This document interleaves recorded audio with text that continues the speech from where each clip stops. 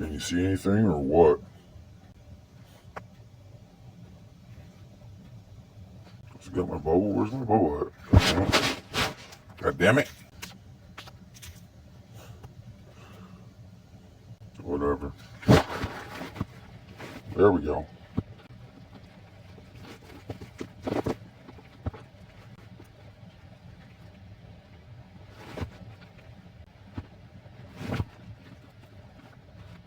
There we go. Flip it around. Ta-ta. Ta-ta. Ta-ta. Ta-ta. I don't like it like that though. I want smaller, man.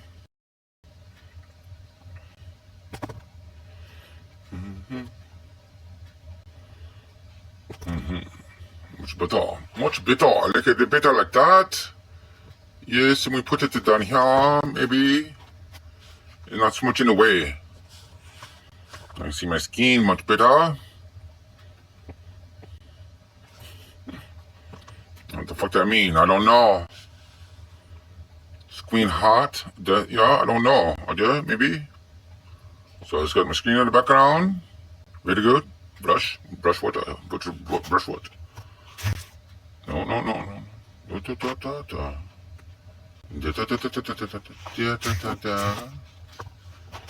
don't know.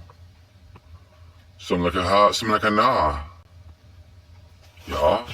No. No. I don't know. You know? I don't know. Avoid abnormal stop of record, yeah? Okay. See. Turn off system battery optimization for extra quarter string stability. Set that, damn it.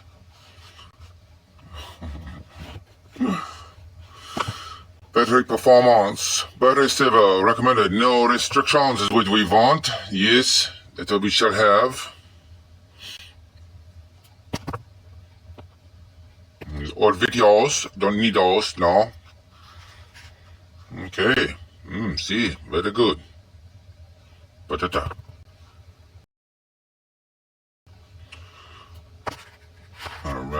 Alright.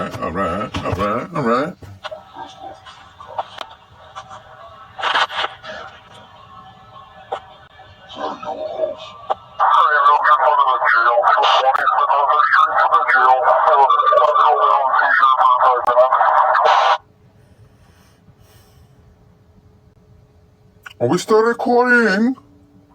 Oh, she. Okay.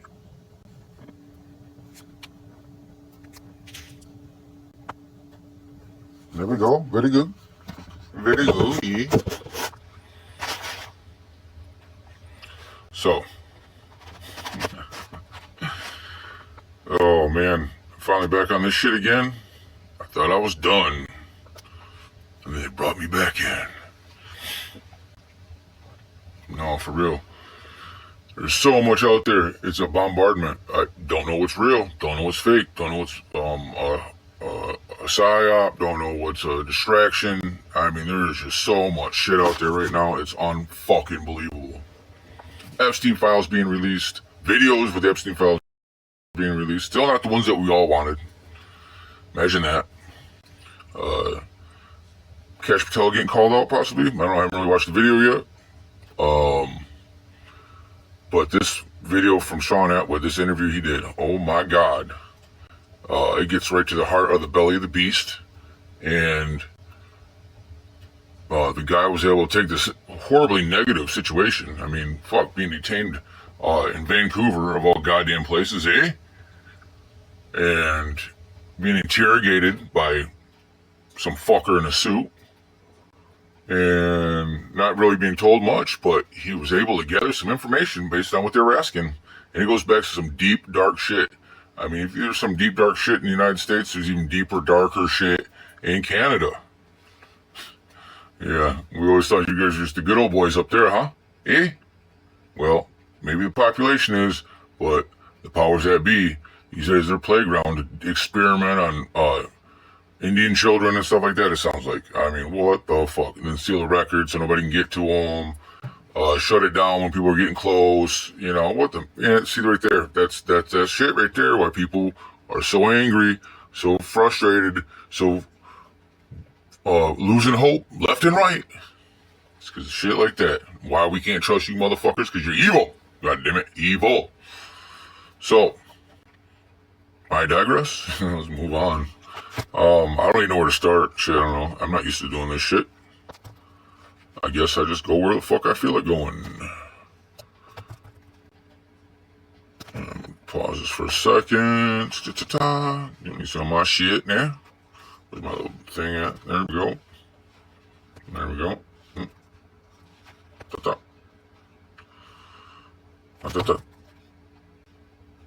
Very go, ma.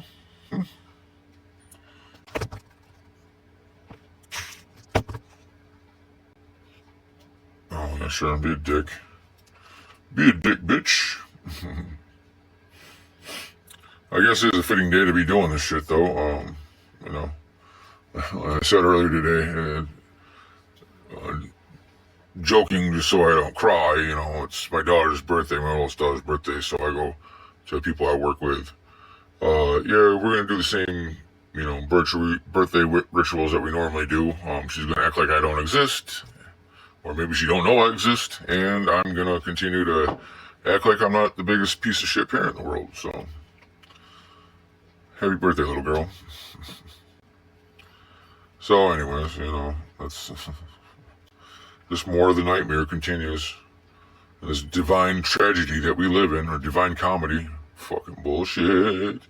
Bullshit is suck very bad most of the time. Very suck very bad. But maybe this is the reason, the purpose, the meaning that I have in life. I don't fucking know. Don't really care. I just keep on doing whatever the fuck it is I do. Which isn't much, you know, fucking be a fuck up most of the time and read a lot of news and fucking pay attention to a lot of shit that nobody else cares to do, and maybe it'll pay off one day. I doubt it, but you never know. Okay, why don't you join in? Bish? You bish?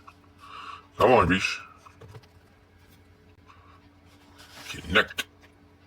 There we go, Demon X, very gay. Alright, we got the Wi-Fi now. See? But wait, we back on, eh? Oui, see, oh!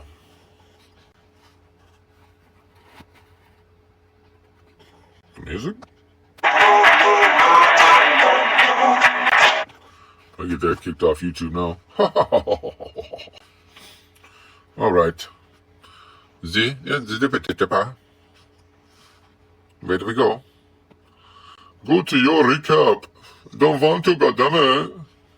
YouTube music, by the way. A lot of songs that I enjoy and whatnot. So, you know, there you go. That's what I do when I'm not fucking being a conspiracy theorist. Oh, fucking A, man. Whatever, man. Whatever. There we go. Finally got it off. Okay, whatever. Ta-ta-ta. Ta-ta-ta. Ta-ta-ta. Alright, we're at 8 minutes. I have done nothing but rant a little bit. What the fuck is that shit? Let me turn on that. So I'd be left alone. I don't want no one bugging me now. Stay off my sheep, please. No bread. No bother me. What the fuck is it? Oh, shit. See, I ain't used this phone in a while. I'm stuck on stupid. I mean, Apple for a while.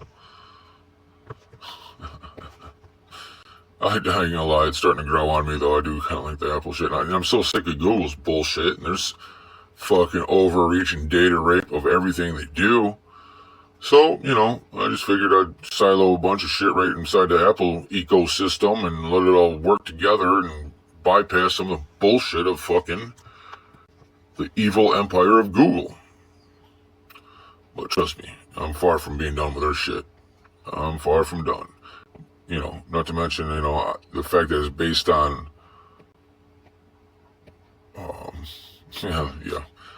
Not Windows, but fucking the other one.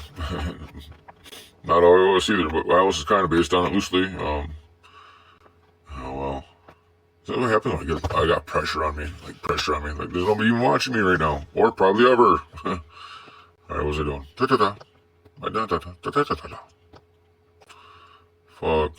Fuck. I just want to not have nobody come in. What the fuck's that called? You know, shut your shit down. Fucking nobody can fucking send you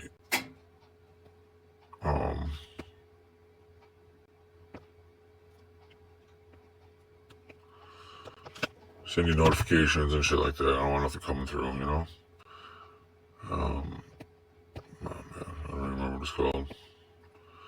Anyways, like there's gonna be anyways, they're not gonna be that many. So whatever. What does it matter? It doesn't. It doesn't. So color scheme. So I'm like a dog chasing its tail, you playing on these phones and it's, looky.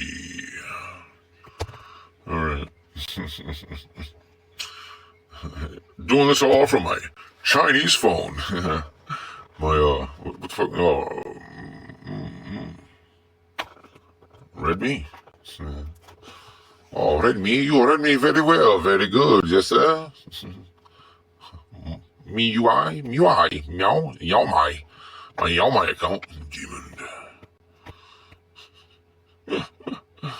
Oh, so I'm sorry if anybody's really watching this shit. Fast forward it for a while. I ain't doing nothing for real. But I am doing something because this shit's gotten out of control. That's all there is to it, though. I mean, what else is there to say? I mean, this Sean Atwood shit, I'm trying to get to it. Let's just go to that. I'll stop fucking around here. There we go. Spada.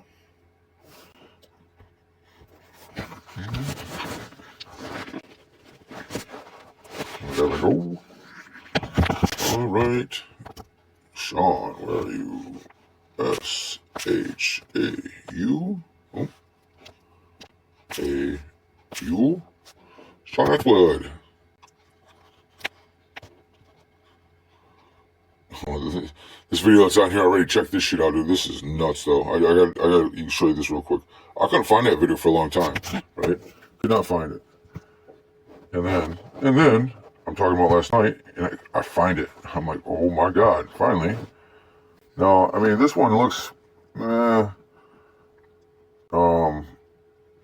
the fuck's it doing? Man, I don't know what it's doing. But it's Jenna Bush shapeshifting. But see, the first time I seen it, I don't think it was that intense, and I don't think so, Tim. I don't think so, Tim.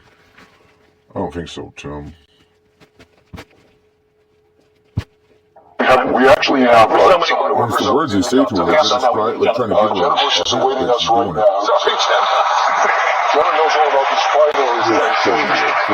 First queen, daughter, whatever we call Jenna. First of all, Jenna, you have written a book called Anna. You've been doing the press thing. You've been doing the interview after interview after interview. Yes. How do you feel? Are there any surprises for you with this whole thing that you're doing? No, I mean, it's been really great. I'm traveling to different high schools throughout the United States and talking with teenagers and students about Anna and the other kids I met in Latin America. And so far, it's been really inspiring. And not unpleasant. I mean, we'll change all that. No, we're not going to change it. Don't change it, please. We will not change it. We will not. She obviously hasn't seen the show. People have been nice, and they're not attacking your dad or his policies to you. Yeah, no, I mean, everybody realizes that this is about Anna's story and what I've learned in Latin America. Yeah, What did you learn? Well, I met with my job. I worked for UNICEF, which is an amazing organization that works in over 150 countries. And my job was to meet with teenagers who were living in exclusion, who were living in extreme poverty or living with HIV, and write their stories, listen to their stories and write them for UNICEF. And so, I mean, I obviously learned so much from these kids. I learned from Anna in particular, who has lived an extremely difficult life. I learned to live each day to its fullest. Excuse me, Johnny. There's a word you used earlier in the interview about exclusion. Can you explain what that is? Well, a lot of the kids I met, I mean, exclusion is a broad term, obviously, but the kids I met were living in extreme poverty. They didn't have access to medical care or education, schooling. They were living with HIV, and so they were living outside of society's embrace. I think doing any kind of missionary work, I think really changes a person. And you and your sister had a little bit, I mean, you guys weren't Paris Hilton, but you had a little bit of a reputation as party girls. Do you think this changed you? Well, no, I mean, I think people had that image of us because they didn't know really what we were up to because we wanted to keep private. But of course, so it didn't change my personality necessarily. But I taught for 2 years after the University of Texas after graduating, and then went on to Latin America. And of course, I've grown up. It's been 7 years since people had that image of me. But yeah, I mean, listening to their stories was incredible. And Jenna, when you see this, when you not only listen to their stories, but you get involved and you write about it as well, does it change how you look? You're thinking about how government should run in the United States and elsewhere to help these people. Why should these people be in these situations? Yeah, I mean, I think the United States government does try to help. I went to Africa this summer with my mom, and I met a lot of people who are getting assistance from the United States government and to help them get the medicine they need to stay healthy. But definitely, and I think the key is education. And for instance, with Anna's mother didn't have the education to know what to do to keep her baby, Anna, safe. So Anna inherited HIV from her mom. But Anna, with education in Latin America, has taken the proper ARVs, and her baby, Beatriz, is most likely HIV negative. So there is a positive light to all of this. Does it ever make you feel like you, not just you in particular, but you are too privileged in this world? Well, I know I'm very fortunate, and I have, but I think that we can all give back in some ways. And I'm getting married. Well, Henry told him first. My fiance asked him first if it was okay for him to ask me. Bye-bye.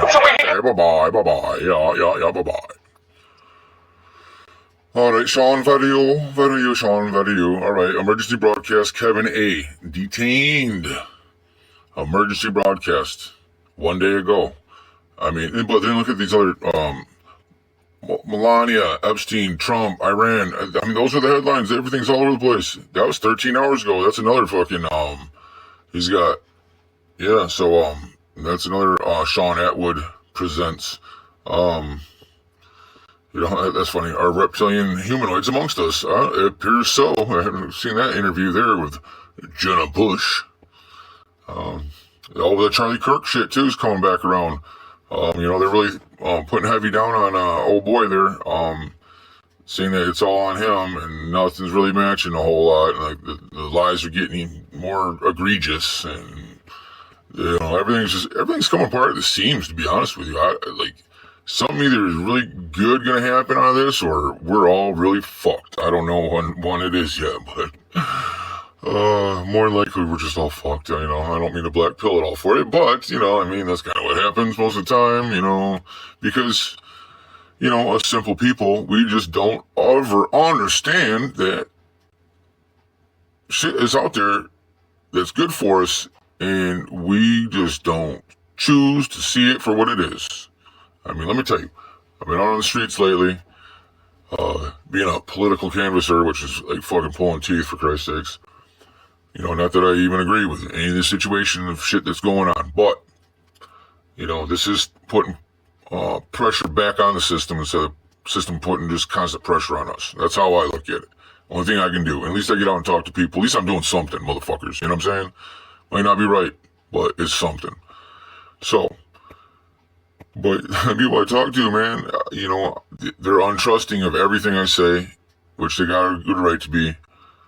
But they just don't, I'm pressing for workers' rights and rights of families of workers to have decent jobs, affordable health care, fucking decent retirements, and corporate accountability, and we're pushing to address the affordability in housing at the moment because it's gone nuclear as far as the price goes. But, they don't want to, they can't sign a digital petition, but, part of it is, I'm not going to lie, the organization I work for, I'm not going to name them here, their messaging needs to be a little bit stronger, or more easily digestible. you know, don't call people members, you know, fucking subscribe, you know, get a newsletter going and shit. Stop fucking, you know, just always with a petition. Like, there's things that, you know, that relates better with people that have grown up on social media and stuff. And that shows the disconnect between, you know, I guess the motherfuckers are probably Gen Xers now that are in charge of some of this shit. There's probably still a big, strong influence from the baby boom fucking catastrophe generation that got thrust upon us. Yeah. Not all of you, but goddamn tremendous amount fucking left salted earth after your wake, you know. No pensions left, nothing left after you guys were done working in the workforce for way longer than anybody else, taking all the goddamn good jobs, fucking ruining it for the rest of us. We thank you. Thanks, Dad. Thanks, Mom. Yeah, appreciate it. Oh, fuck. Anyways, all right, so back to what I was trying to get to. We get to this. This video is fucking nuts, man. They were doing who they were. It was Homeland Security, one of their people. Coming in the middle, like, that's where I left off at. Like, this is so real quick, just to catch up, save us, you know, 6 minutes of it. He talks about getting detained in Vancouver Airport. He got taken from the main terminal down to the south terminal. It's definitely where they do rendition flights out of. His bodyguard got separated from him, and he got detained. His bodyguard automatically went to action. There's motherfuckers that were getting ready to do a sit-in or whatever. They got what do you call it? Writ of habeas corpus put in, so he got released real quick. It took direct action. I mean, they want to fuck around, they're gonna find out, but you gotta hold them accountable. They're not gonna do this shit because they feel bad for you. Like, no, they're gonna do this shit because you know how to use the court systems. You know how to fucking use the law to your advantage. You know, it's their law. You know, and he called them right out in the get-go too. Like, I don't recognize your jurisdiction over me. Blah blah blah. You know, and of course, you know that never really flies real well. I mean, it does in the long run, but you know, in the meantime, when somebody's got you kidnapped, you're kind of fuck kidnapped. It don't matter whose jurisdiction is what. Correct? All right, but you still got to know how to maneuver. You still got to know what the fuck you're talking about. You got to do a little bit of reading every once in a while, as other people say. So here we go. This is where he talks about they had some insider information from a mounted police inside there, part of like their Homeland Security in Canada. You know, and in this rendition site though, they definitely have headquarters for like Canadian secret police to fucking kidnap people. United States has, you know, carte blanche over there too. Basically, they're trying to break down all those barriers. See, all that fucking no barriers, no borders shit, it's on the back end. They'll still have borders to keep us in, because those are fucking control mechanisms. It's on the backside. That's what you gotta watch out for. So here we go. Both in California, but there's also them operating on Vancouver Island. And one of the places where Neuralink has a West Coast headquarters is right in Nanaimo.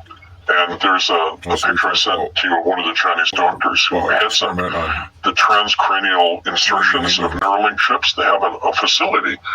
And what's significant about Nanaimo, not only I lived there for years, but psychopath. There was this thing called the Nanaimo Indian Hospital that we documented early on, as early as 1998. It's where they brought a lot of native kids for experimental surgeries far back in the 1950s. And it was kind of a lot of the prototypes we know now for these biochips and everything were tried out first on native children in the Indian hospitals and schools. Yeah, 98. Proof of that is when we held our first tribunal on that in the summer of 1998 in Vancouver, less than 6 months later, the federal government of Canada officially closes all records of Indian hospitals in Canada because we're getting close to this long history of where this biochipping stuff came from. And, you know, people often say, why are they still after you, Kevin, after all these years when, you know, they pretty much bought off everybody and silenced everything? Well, because they don't want people to know the history of this, because if you can't understand what's going on now with these crimes unless you know where it came from. And so Nanaimo was the other place he was talking about. And that's really significant. And the final thing, too, is that inadvertently, and, you know, there's kind of the hidden hand in all this. One of the reasons I think this arrest happened, you know, from our point of view, not from their agenda, but how we can benefit from this, is that it confirmed that there's definitely a rendition center. Rendition flights fly out of Vancouver Airport. And China operates extraterritorial police stations in Vancouver, in Toronto, and in Montreal.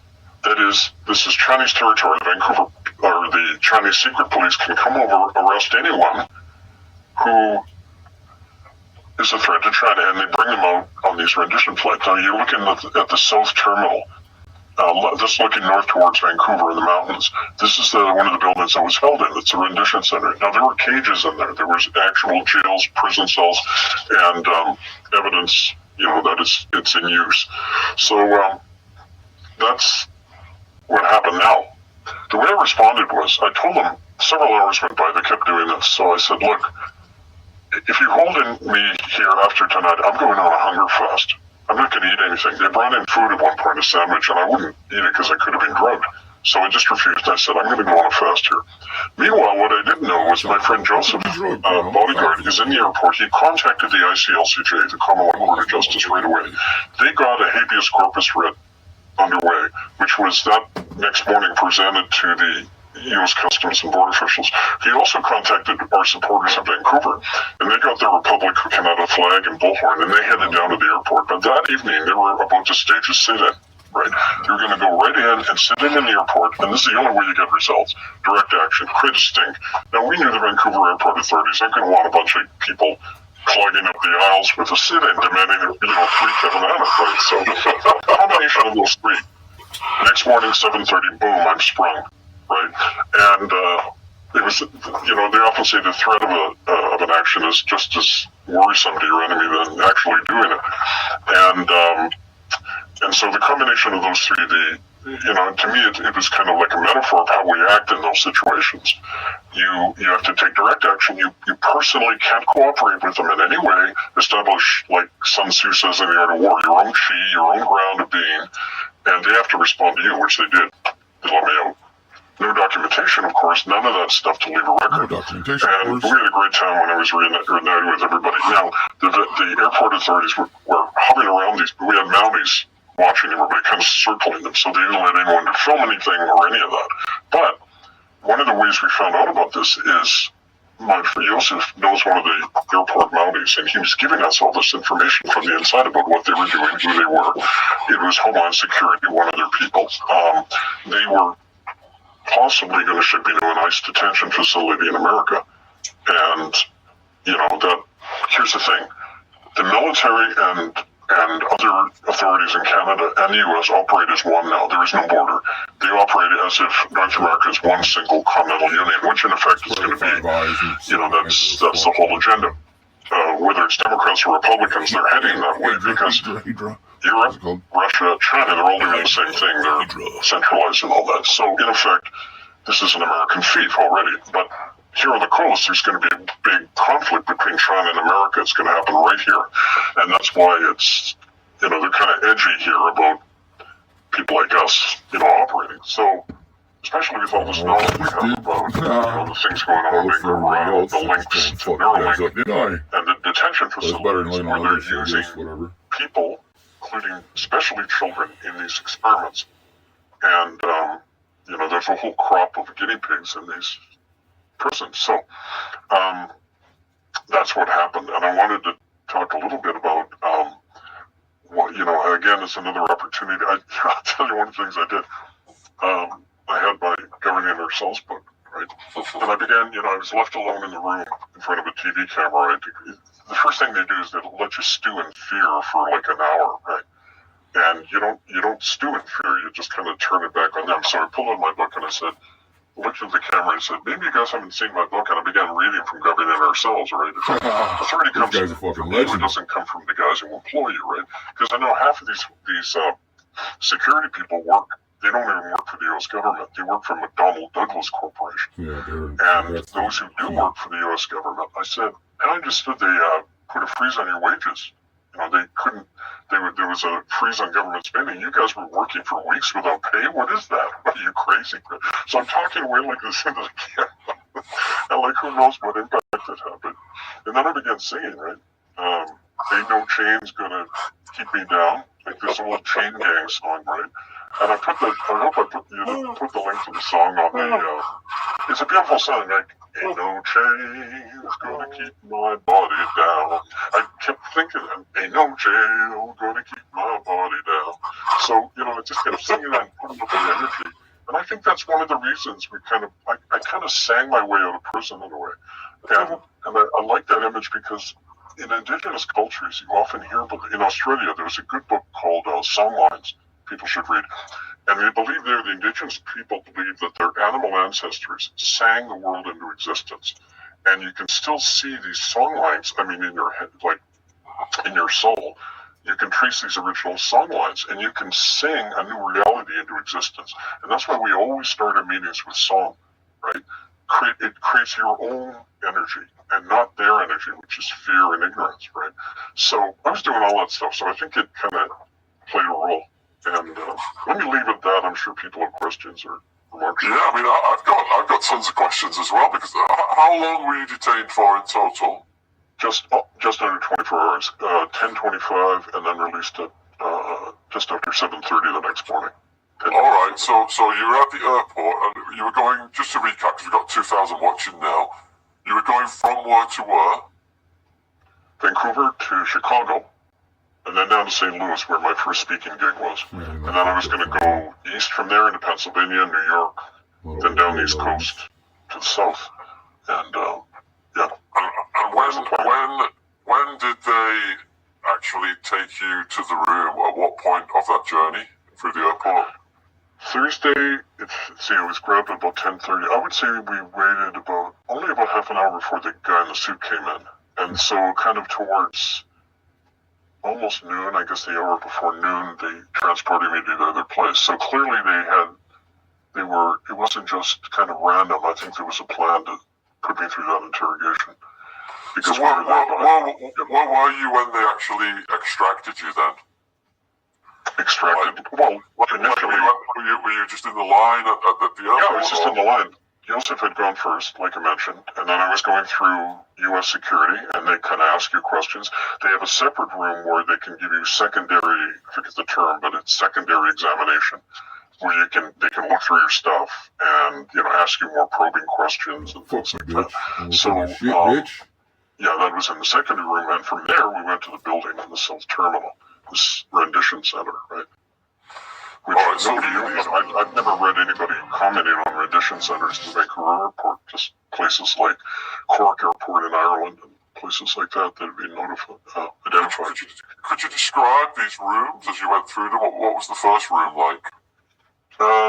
Kind of a nondescript, not too big room, everything white, camera, table, chairs. But the second one in the rendition center was very creepy. It was like, it had the feel of kind of a prison. And it was like a warehouse, but then larger rooms, but they were padded rooms, and soundproof rooms. So whether that means there's a place to beat people, whatever, I was expecting that to happen. I was expecting them to get heavy with this stuff.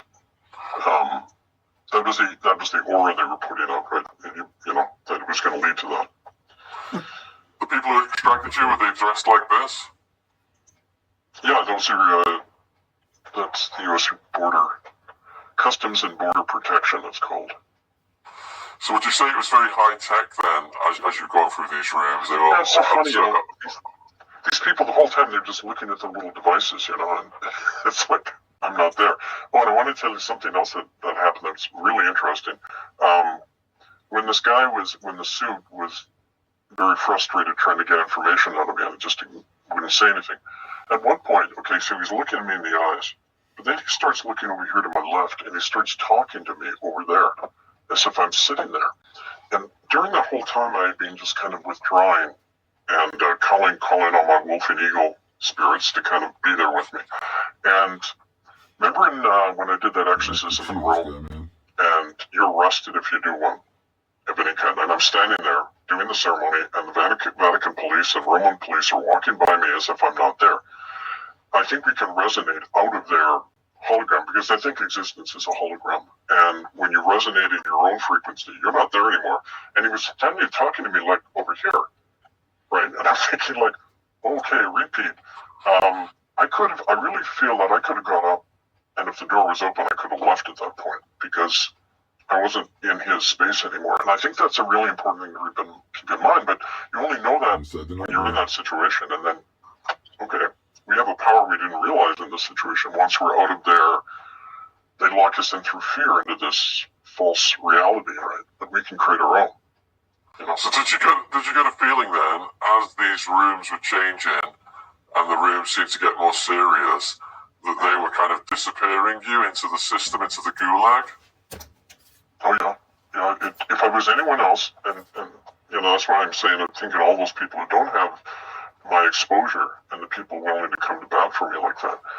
If I had been someone like that, I would have been gone out of there. I would have been on a rendition flight to God knows where, and probably the States somewhere, but who knows? Make too big of a... At each point, as these individuals are speaking to you, did they have to explain why they were detaining you? What happened? Bye-bye. They never gave, see you later, cited any law. They didn't give a reason. They said, we have to question you. And they didn't even say what you expected. They expected to say, you constitute a domestic terrorist because of your link with these people in America, who have declared independence from the Trump regime. I expect that, but no, because they know if they say something like that, they have to back it up in some way with evidence. Okay? So how can they prove that what I'm doing is in any way linked to, quote, domestic terrorism? Well, in the FBI and CIA training manuals and in the RCMP manuals, they say that anyone who uses the term sovereign individual is a domestic terrorist. Not maybe, but is a domestic terrorist if he was sovereign.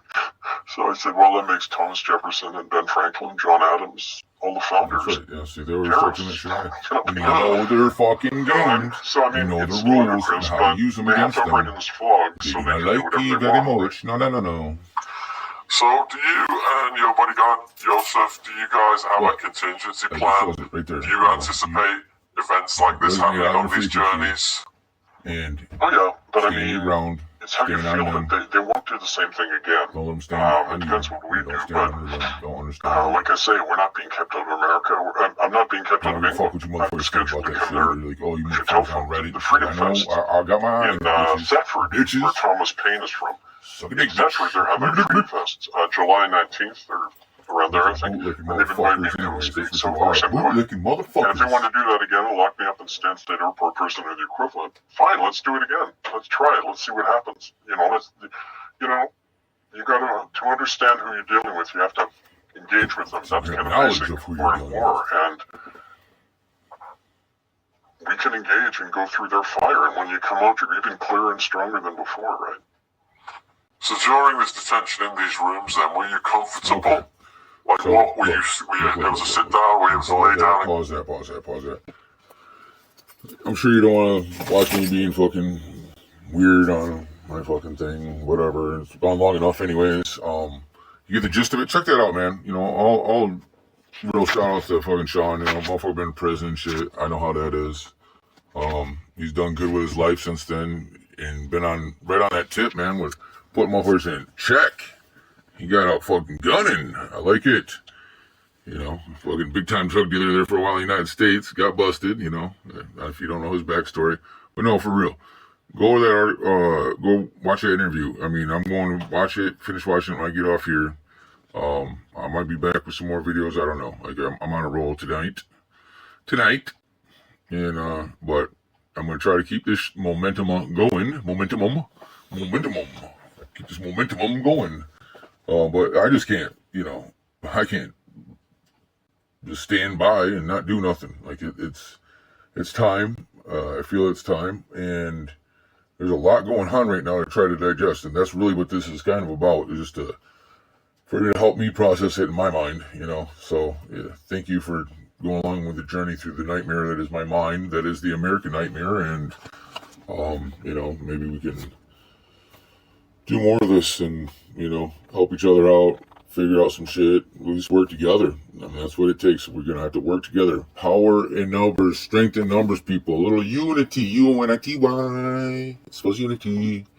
But for real, we need to figure the fuck out before it's too late, because it's getting close. I've been saying for a long time, 2030 is a major date on their timeline, and we're not far away from it. you know, and just because it hits 2030, like they want to have certain things happening by 2030. So that means it's in the process of it now. You know, look, I didn't even mention this shit with Iran.